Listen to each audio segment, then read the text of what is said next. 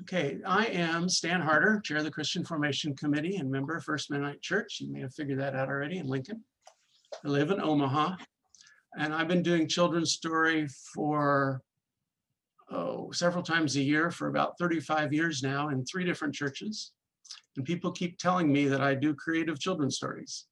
So tonight I'll be sharing with you what I think about when I prepare them.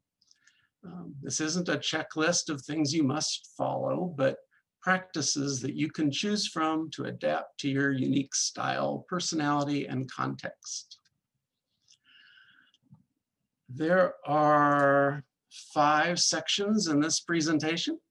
I will try to incorporate examples of children's times that I've led throughout the evening.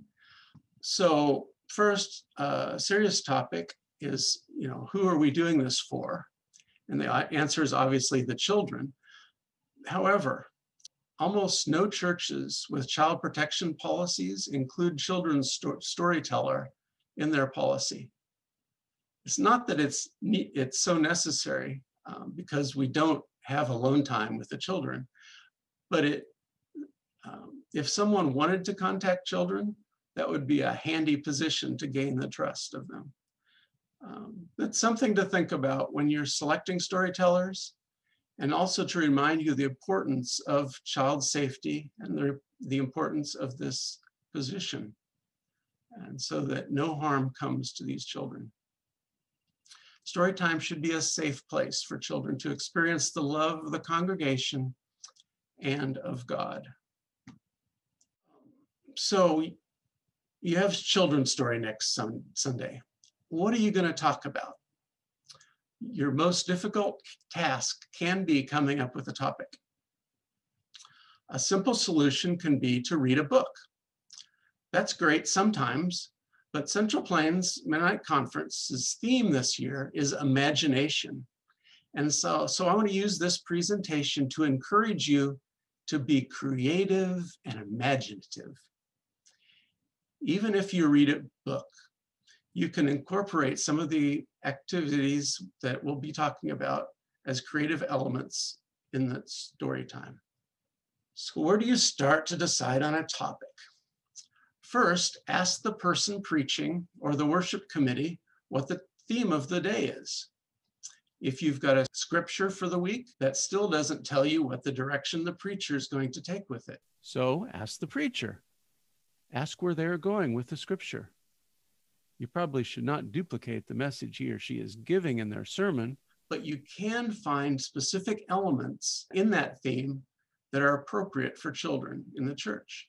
I like to use the time to define in simple terms one of the words that the pastor is going to use. For example, if the sermon's about crossing the Red Sea during the Exodus, talk about the importance of water in your life. It doesn't have to really be about this sermon. It can be something similar. If the sermon's about sanctification, something most children won't understand, talk about growing up. If the sermon topic's not sparking your imagination, consider the time of the year. Back to school, spring, religious holidays, these can all be starting points for discussion with the children. Is there a transition happening in your church? A new pastor, a building project, a new outreach project, or a regional event? Some kids are uncomfortable with change, so explaining to them what's happening and why the church is changing can relieve their anxiety. Children's story is a great time to do these kind of things. You can also use the time to teach about the practices of the church. This could include talking about the liturgical calendar, rituals, like communion and baptism, or other seasonal celebrations. We'll talk about age-appropriate topics later, but the topic needs to be simple, especially for the younger children. You're not giving a 3-point sermon. Focus on one idea or even one word. Imagine if the child goes home after church and his parents ask, "What did you learn in children's story today?" The child should be able to answer in 1 to 3 words. Also, Be theologically appropriate. Is your presentation compatible with Anabaptist understandings? If you're not sure, ask your pastor. You have skills. I want to affirm that. You have skills, you have interests, you have hobbies. Use them. Talk about what you know. For example, we have a middle school science teacher in our church, and she does great science experiments with the kids on Sunday morning sometimes. I like photography, so I use my camera sometimes as a teaching tool. One time, as the children came up for children's story, I took their picture, like I was a paparazzi. And then we spent the rest of the time talking about being humble. So now that we have a topic, how do we present it? First of all, speak to the children, not to the adults in the room. If the child's sitting on the front steps of the stage, turn your back to the adults and get down with the children at their level and focus on the children. If the adults need to be able to see, maybe you can get a camera and project the event onto the screen so they can see. But this time is for the children. Get help. It's one of my favorite methods to teach. Get other adults or older children to help you. You can interact with the people in the room, and this moves us away from doing a monologue, like what I'm doing now, toward more of a theater or a dramatization. Find someone who you think would make a good children's storyteller and have them help you a few times to build up their confidence so that they could someday do it themselves. So one time when I did this, I was speaking on the topic of saying you are a Christian versus acting like one. And so I staged a game show where contestants tried to convince the audience, the children, of their interesting careers. So I found a veterinarian in the church and another young adult who claimed to be a comic book writer. The veterinarian came up and told us all about the animals that he had taken care of. And then the young adult came up and she knew a lot about comic books, but it turned out that she never had actually written one. So the kids voted her off the stage because she wasn't what she claimed to be. So that kind of interaction took very little script from the other two participants, and the children got to participate, and it worked quite well. So in that game show example, I was attempting to demonstrate the concept instead of just explaining it. So when you think about how to present the topic, think less about lecturing and what you will tell them, and think more about demonstrating and how you will show them. Another example, after pre-arranging and sharing a script with Anita, an adult in our congregation, I came into children's story time late in a frantic, befuddled mood. And because I wasn't prepared, I quickly stole a Bible off of Anita's pew without asking. And then I started talking to the kids. A few minutes later, at the prearranged time, Anita stands up in the middle of the congregation and confronts me about taking her Bible without her permission. Eventually led to my apology and us making up. Here, I demonstrated reconciliation instead of just talking about it. When you prepare ahead of time, read your script out loud several times and time yourself doing it. There are time expectations in your congregation. Reading a 30-page book or taking up more time than the sermon will probably not match your congregation's expectations. Speaking of expectations, if you're a person selecting children's story persons, if you're in the worship committee or whatever committee does that, do your presenters know what the expectations of the congregation are? So if you're that person recruiting storytellers, I suggest writing up a document that you can share with new recruits that gives them suggestions, like the ones I'm giving you tonight. This is an interesting one where they give out stuff. This is an opinion I have that I'm not sure everyone shares, but some storytellers like to give the kids something on Sunday morning. So think for a minute about what message that gives to the children. Why do they come to church? To get stuff? I don't think so. Giving out candy may please the children, but parents who struggle every day to teach their children healthy habits will not appreciate it. I think church is a place for us to model healthy behaviors, and children's story especially is a time for that. Now, right above me, you will see Esmeralda.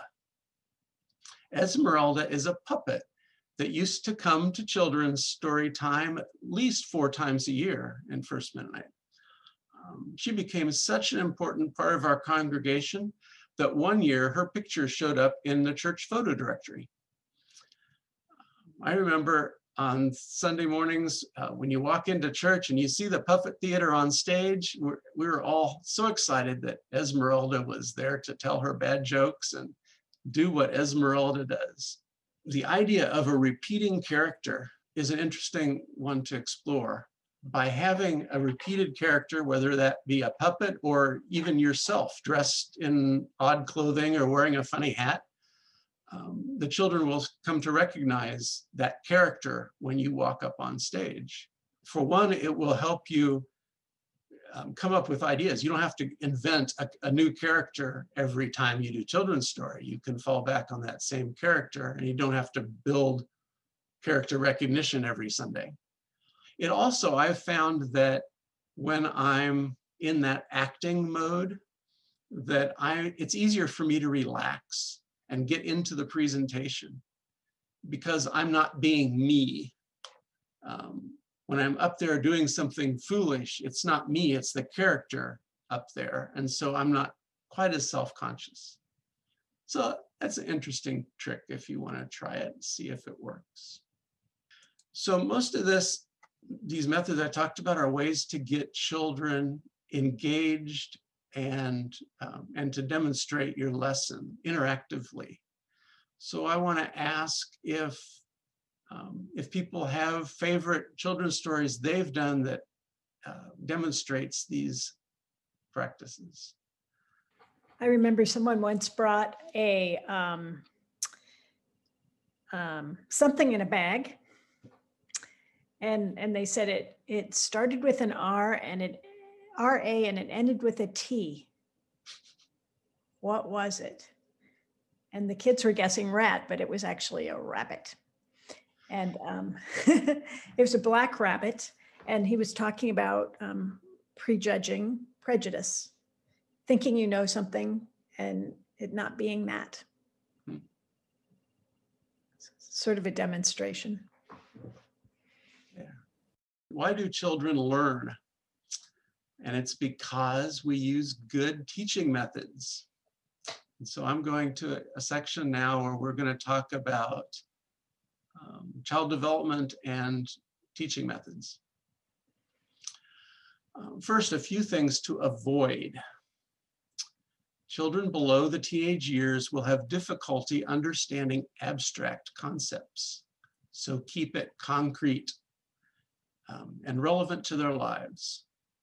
Metaphors and even object lessons often require abstract thinking to understand. So they're usually not the best way to teach this age group. However, young children do understand symbols. For example, a red heart means love. So symbols can be used. Instead of abstract concepts, focus on feelings. A child experiences faith as feelings: happy, angry, scared, excited, wonder, awe, delight, anticipation, thankfulness. So focus on how they experience faith. Children under the age of 8 also have difficulty taking on another person's point of view. So don't expect that from them. Instead of asking, for example, what do you think the Good Samaritan thought when he woke up the next day? Instead, try, have you ever been taken care of when you were hurt? How did that feel? Keep them in a world where they understand and not having to think from someone else's perspective for the younger children.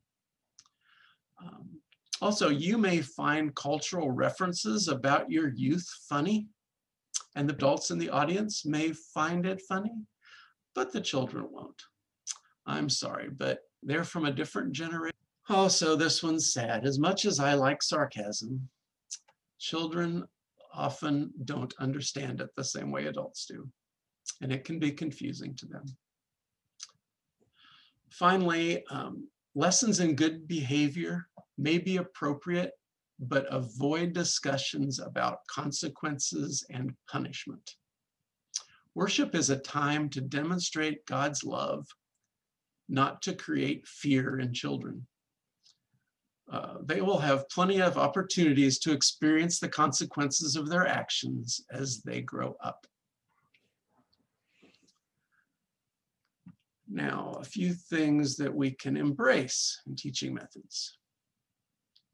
Asking appropriate questions can be tricky.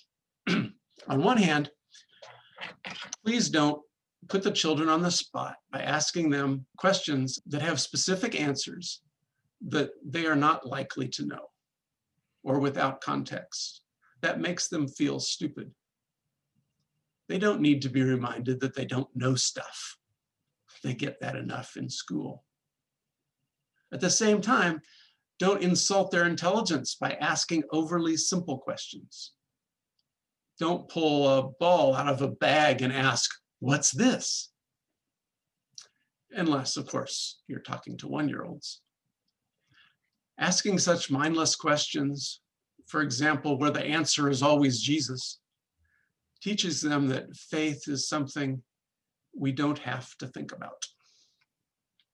Get them to talk about their experience and feelings instead of asking for the answers that they memorized in Sunday school. The main idea needs to be repeated. Let me repeat. Children benefit from hearing the same message multiple times. And people remember in a presentation, the first thing you say and the last thing that you say more than what you say in the middle. So start with the key idea and end with the key idea. And be interactive. Find ways to get the children involved in the story or activity. Try to get their bodies as well as their minds involved in the learning process. For example, if you're talking about a common Bible story, prompt them to tell you the story to get them involved. If you're reading a book, or better yet, telling a story in a dramatic way, refrain from ending by telling them what you think the story means. Instead, ask "I wonder" questions about feelings to get them involved in the story. They can usually figure out what the story means themselves. If the children are old enough to engage, make it a time of conversation instead of lecture. Kids are far wiser than we often give them credit for. If a child makes a significant comment about something meaningful in their lives, don't blow it off because it's off topic. Let them know that you care by listening. You can try to redirect back to what you wanted to talk about, but maybe their idea is more important right now. So don't be afraid to go off script. And instead of lecturing, demonstrate. Model the behaviors you're trying to teach them. This means acting instead of lecturing. Research on teaching has shown that giving a straight lecture is the least effective way of teaching. Instead, demonstrate. Practice what is being taught, or have them immediately use what was learned. For example, if your lesson is on thankfulness, hand out some thank you cards to the children and have them give them to an adult on the way back to their seats. And trust the children to be wise beyond their years. Some of the best story times I've given is when I, put on one of those silly hats, and ask a silly question that shows that I don't understand something. The kids are always quick to tell me that I was wrong. Then with a few prompts, let the kids teach the lesson themselves to me, the silly guy in the hat. It's magical when it works. And if it doesn't, always have a plan B. And repetition. Yeah, did I mention repetition? I think I did. Neuroscience has found factors that improve long-term memory. And this is sort of a summary slide about the presentation so far to say where some of these ideas I have came from. Memory is enhanced when teaching happens in a safe environment, when the message makes sense, and when it's relevant to the listener. Memory retention is better when the listener participates and practices what is taught. So is what you're saying logical and relevant to your audience? That's the big question you should ask yourself when you're creating a children's story. This is also why I talked earlier about children participating. It helps memory retention. It's also fun. You can also give them a way to practice when they get home, maybe suggest an activity to do during the week so they can practice what they learned. Here in this photo, Kathy that's a paper airplane flying there, if you couldn't tell. She's making paper airplanes. And here the two children over here are busily making a paper airplane during children's time. So they're actively involved. For younger children, once I was talking about following Jesus. So we stood up and we played Follow the Leader. And, I did this and I did that and I danced on stage and they followed me around the stage dancing. Kinesthetic learning, they call it. Even after reading a book, you can still do something with the kids, act out a scene, do something related to the book that they can use their gross motor skills on. Or if it's appropriate, you could bring school kit bags or canned food for a food drive up to the stage during children's time to have them help, and then talk about caring for others or whatever you were going to talk about. Okay, so any questions so far?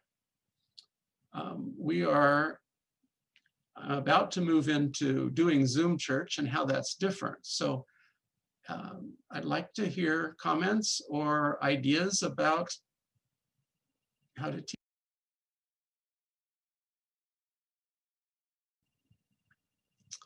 I'm curious as to how often you come up with the ideas yourself and how often you get them from somewhere.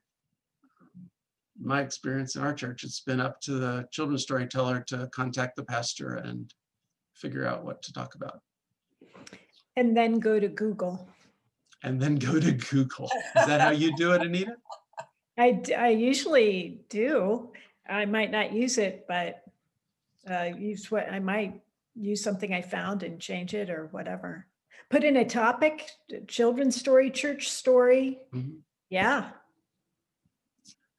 I generally start with trying to think about what ideas the scripture that the pastor is going to use triggers in my mind. And then if I can't think of something that fits with that, then I usually go to some of the ideas, like you said before, things that are going on in community or activities that are going on, like back in the spring when all the kids were on Zoom for school and for church. I did a children's story about how being isolated and staying at home was kind of like training them to be astronauts.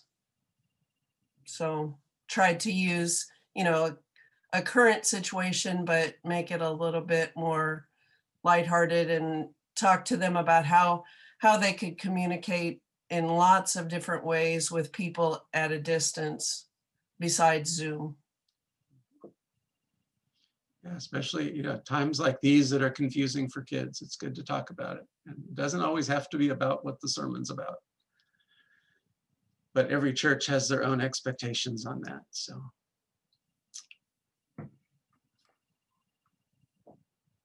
These days, many of us are leading children's story from our living rooms and our basements. And I don't think we need to let that limit us. In fact, I think it opens up more opportunities to be creative. We can invite children to bring something the week before and to interact with during the story, their own stuffed animal or an object related to what you're talking about. And to do interaction, if you have a large group, you can do the thumbs up, thumbs down kind of survey of the group. You can, if you're organized, you can get them to make a sign with yes and no on each side of the sign and have them communicate that way. One way it can be fun is ask them a question, and if they agree with it fully, stand up tall, and if they don't agree at all, lay down on the floor, and if they agree partway, sit in their chair, to get them physically participating.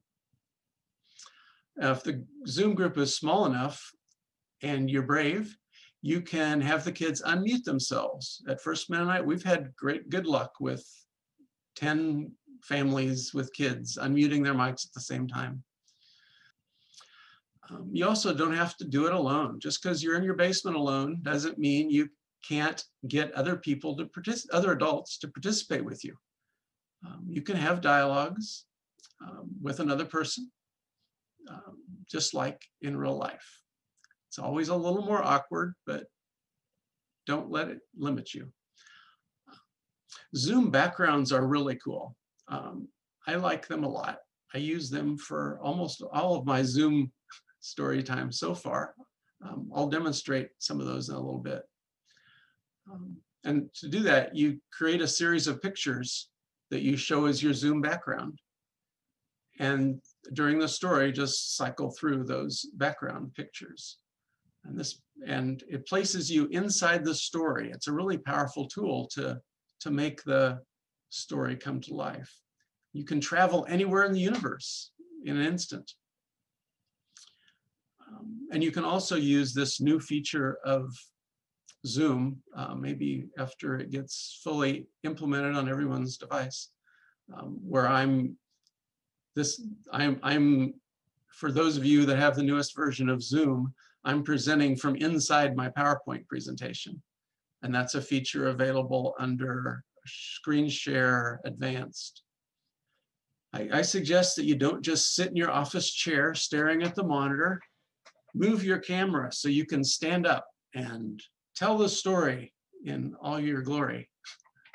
Wear a costume, play the part, do all those things that you're limited, you can't do on stage in church, but you can do in your basement.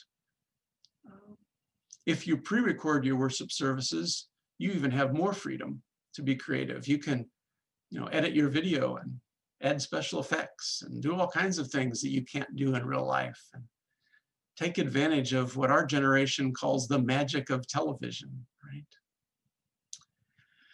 So those are examples from, or ideas, but I wanted to show a couple examples of what I have done recently for Children's Story. I was envious one Sunday that so few people were using their phones in their car, listening to the worship service from their car, and thought, hey, I don't have to give the children's story from my basement. And I really didn't have an interactive, theatrical presentation that Sunday. So I decided to do the presentation from my kayak. So do a whole presentation. I was sitting here doing this, talking from my kayak, enjoying the good weather. You can go anywhere. It's amazing. If you, let me try to change cameras here. You can have multiple cameras if you have an external camera. It's easy to switch between cameras.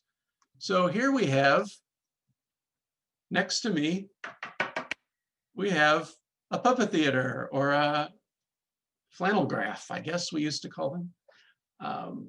So you can, there's nothing fancy here. These are two poster boards, a green and a blue one, and the storytelling characters. You can do storytelling.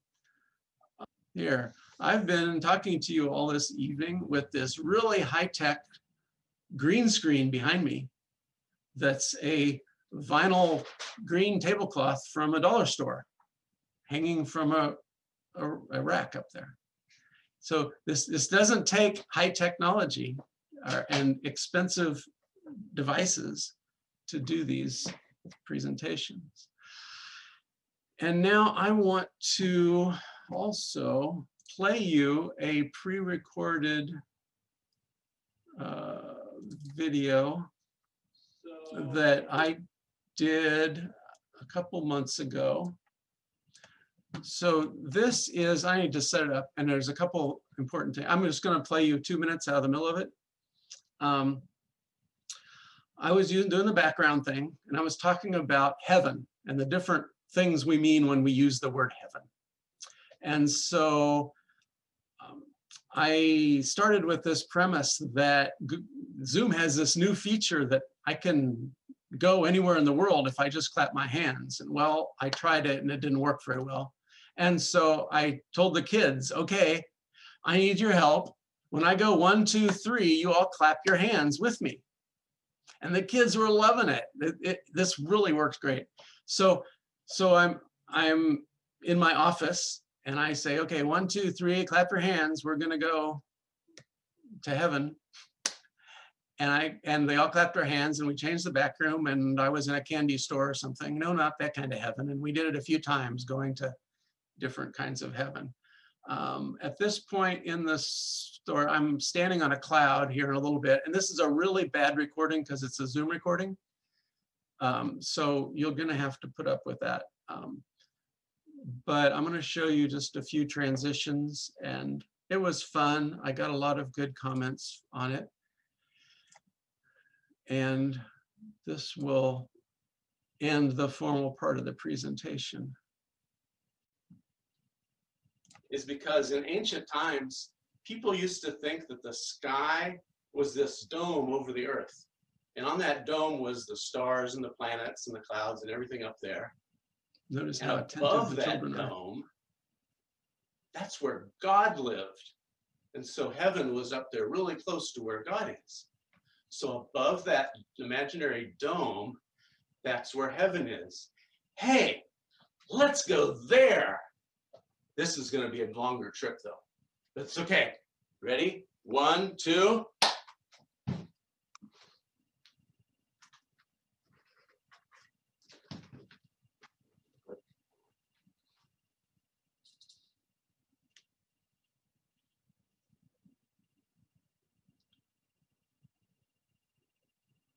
Whoa! This is amazing! Whoa! It's so big! Never imagined. So this is where God is? Well, that's strange. Because I always thought God was everywhere. That's one thing about God is everywhere, which means he's just as much back there on earth as he is up here in heaven. That's strange. Well, to get to heaven, we need to talk about one other thing. and it's called The Kingdom of Heaven. And to do that, we need to go, oh, I know. Ready? 1, 2. Oh! Oh! I'm okay. I'm okay. Oh, that was a hard landing, though. I'm okay. Oh. Whew. Well, I made it to the kingdom. Well, a kingdom. So that was fun. And I hope you all are inspired by this little episode to go be creative, to inspire your children to enjoy church, love God, and maybe someday they'll be children's storytellers themselves.